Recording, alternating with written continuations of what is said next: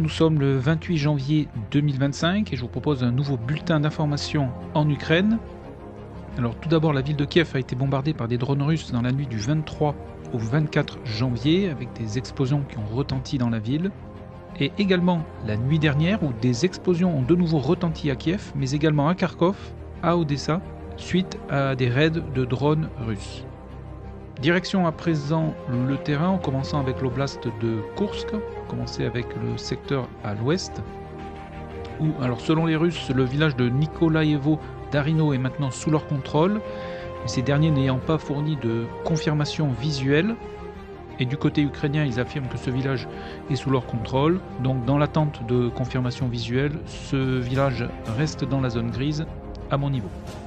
À l'est de ce même village, ici, un T-64 ukrainien a été détruit le 27 janvier. Tout comme un autre char ici qui a été détruit sur le village de Nikolski, donc hier dans la journée. Et quelques jours plus tôt ici, c'est un char Abrams qui a été abandonné après avoir été endommagé par un drone kamikaze dans la journée du 22 janvier. Pas d'autres informations ni de géolocalisation dans l'oblast de Koursk, où suivant cette carte, les Ukrainiens contrôleraient environ 400 km² de terrain donc en Russie. Et pas de modification ni d'informations depuis le secteur de Soudja par rapport à la dernière vidéo. Nous allons maintenant nous porter dans l'oblast de Kharkov, ici, où les Russes ont bombardé les positions ukrainiennes sur la ville de Volchansk. Alors tout d'abord, ici, une ODAB 1500 a été larguée donc, sur ce secteur des immeubles de grande hauteur dans la journée du 24 janvier. Donc l'ODAB 1500, c'est une bombe conventionnelle thermobarique. Et sur la partie sud ici, alors j'appelle ici la partie sud, mais en fait nous nous trouvons sur la partie nord de la ville de Volchansk, que vous voyez donc ici, et qui est traversée par un fleuve. Donc la partie qui est disputée, c'est dans la partie nord de la ville de Volchansk, où les Russes ici ont bombardé donc une position de l'armée ukrainienne avec un TOS le 26 janvier. Mais tout ceci n'a pas apporté de modification sur la carte. Nous arrivons maintenant sur le front de Louhansk, où dans le secteur de Pichanier, ici, un convoi blindé russe a été intercepté par des drones kamikazes ukrainiens. Et parmi ces blindés, donc 3 ont été détruits. Ici un BTR-80 et ensuite 2 BTR-82, donc détruits par des drones kamikazes donc, dans la même journée du 25 janvier. On continue sur le front de Louhansk. Une avancée russe a été observée sur la commune de Novoï Orivka, donc ici exactement. Et ici, les Russes ont hissé donc leur drapeau sur le village de Tverdok-Libovie. Et ici, ils ont sécurisé un peu plus de 3 km² de terrain. On continue le long de cette ligne de front, pas d'autres informations jusqu'à la région de Siversk ici, ou à l'est du village de Dibrova. Donc ce village de Dibrova est sous contrôle russe depuis maintenant plusieurs mois. Ici c'est un BMP-1 de leur armée qui a été détruit par un drone kamikaze. A noter que le blindé a été détruit alors qu'il était abandonné. Pas d'autres informations dans la région de Siversk. Nous arrivons maintenant sur le secteur de Chassifiar, où donc le centre-ville est toujours disputé avec d'âpres combats. Ici, des positions de l'armée ukrainienne ont été une nouvelle fois bombardées avec des TOS le 26 janvier. Et sur la partie sud, ici, donc au niveau donc, du terrain de foot, de nouvelles géolocalisations ont été réalisées dans la journée du 22 janvier où 2 BMD-2 russes ont été mis hors de combat. Donc ici on en a un qui a été endommagé et abandonné et un autre ici qui a été détruit. Un petit peu plus au sud de Chassifiar, les Russes ont avancé et ont sécurisé une partie du terrain ici, dans ce secteur boisé notamment. Alors souvenez-vous, dans la dernière vidéo ici, ils s'étaient emparés d'une position retranchée qu'ils avaient pris d'assaut. Et hier dans la journée, une vidéo a été publiée où l'on voit un BMP-1 donc progresser le long de cet axe, tout en ouvrant le feu sur les positions russes à proximité. Et ensuite ce BMP-1 avance le long de cet axe ici. Donc, il passe sur le secteur qui est disputé et ensuite il s'en va donc au nord de cette étendue d'eau là, en prenant cet axe. Et une image finale le montre détruit, mais pas géolocalisé. Donc secteur dynamique ici au sud de Chassifiar, où les Russes attaquent et les Ukrainiens tentent de ralentir l'avancée russe. On continue, nous arrivons maintenant dans le secteur de Toretsk. Alors nous allons commencer avec des géolocalisations. Ici un T-64 donc, ukrainien a été détruit par un drone kamikaze le 25 janvier. Et un petit peu plus à l'ouest ici c'est un YPR 765. Donc c'est un blindé de transport de troupes de conception néerlandaise, donc, qui a été ici détruit par un drone kamikaze. Les Russes continuent d'avancer et de sécuriser des parties de la ville, comme ce quartier ici. Une position de leur armée a été bombardée ici dans la zone grise le 25. Si on se déplace un petit peu plus à l'ouest ici, alors il y a eu une vidéo où le 26 janvier, une attaque est menée donc ici par les Ukrainiens avec un char, un Bradley, un Senator. Un groupe de combat débarque du Bradley et qui va ensuite investir les bâtiments à proximité. Et en fin de vidéo, les Ukrainiens font 4 prisonniers. Et le lendemain, dans le même secteur ici, ce sont les Ukrainiens qui bombardent une position russe, donc le 27 janvier, ce qui sous-entend que les Russes ont contre-attaqué et que ce secteur est actuellement disputé. Sur le sud de Toretsk, légère avancée des Russes ici à l'ouest de l'hôpital de la ville. Pas d'évolution sur la partie ouest. Nous arrivons maintenant sur le front de Donetsk, où dans le village ici nommé, 2 blindés russes ont été mis hors de combat. Ici un BMP qui a été endommagé et abandonné. Et ici c'est un char russe qui a été détruit. Et les 2 blindés ont été mis hors de combat le même jour, donc le 25 janvier.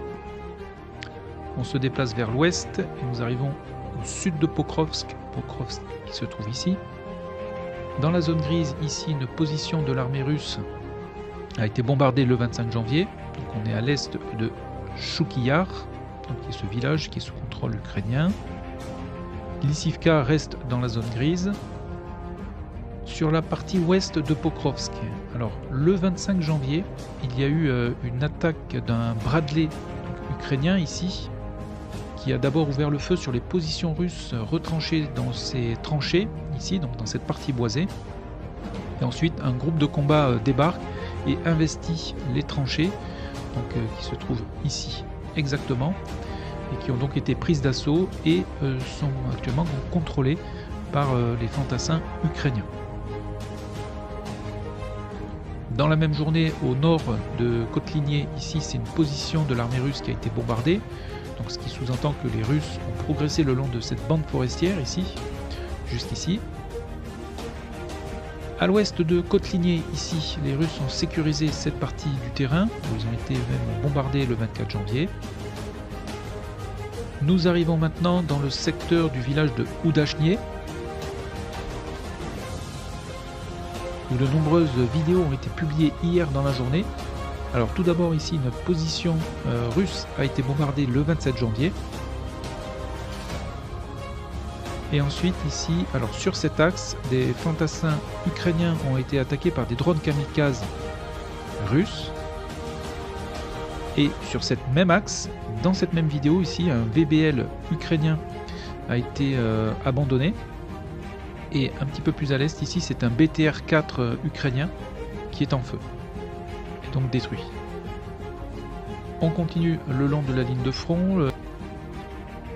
Léger gain de terrain ici au profit des Russes, donc sur le village à l'ouest de Yasenovier.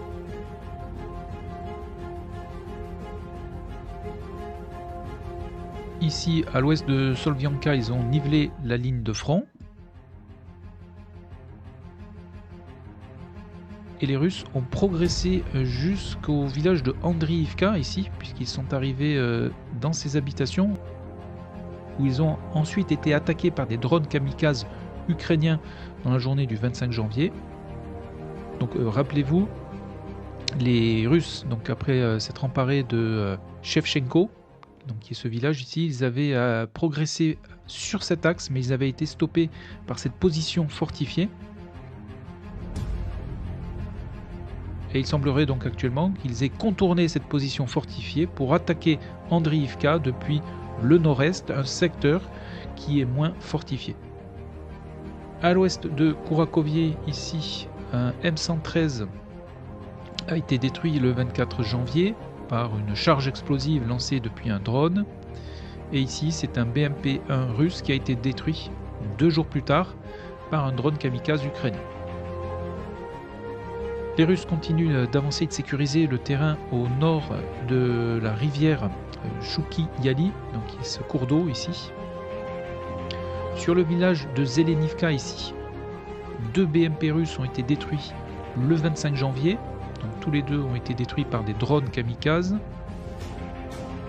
Un autre BMP a été détruit le 25 également par des drones kamikazes, donc BMP russe détruit.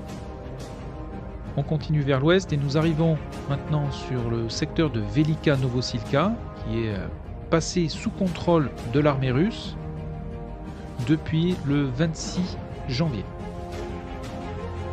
De nombreux drapeaux ont été hissés dans la ville et cette attaque a été menée conjointement par la 5e brigade de chars ainsi que la 40e brigade de marine, donc russe. Une position d'ailleurs de leur armée a été bombardée au nord de la localité le 26 janvier.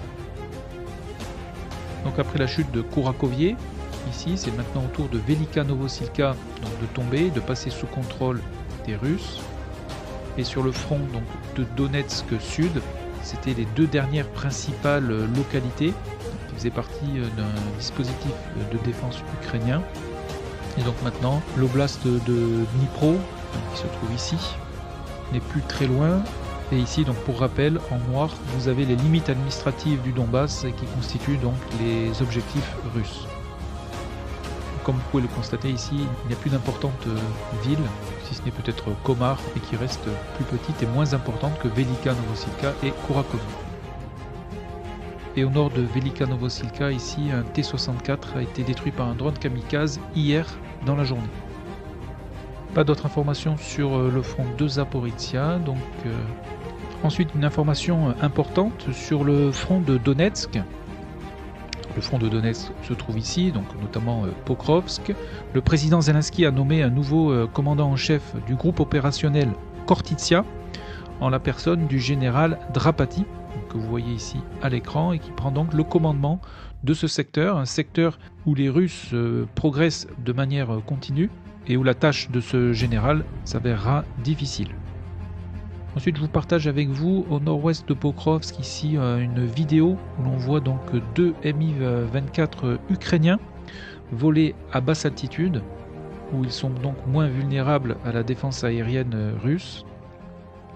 Donc tout ça pour vous dire que les hélicoptères ukrainiens continuent donc d'opérer sur la ligne de front, même s'ils se trouvent ici à une distance raisonnable des Manpad par exemple. Donc voilà pour les informations donc essentielles au 28 janvier 2025. Donc en résumé, les Russes continuent d'avancer et l'information donc essentielle nous vient de Velika Novosilka qui est maintenant passée sous contrôle de l'armée russe qui dans ce secteur ne se trouve plus très loin de l'oblast de Dnipro. Voilà, et bien écoutez, je vous souhaite une excellente journée. Encore merci pour tous vos messages et votre soutien. Et je vous donne rendez-vous dans une prochaine vidéo. Merci, à bientôt.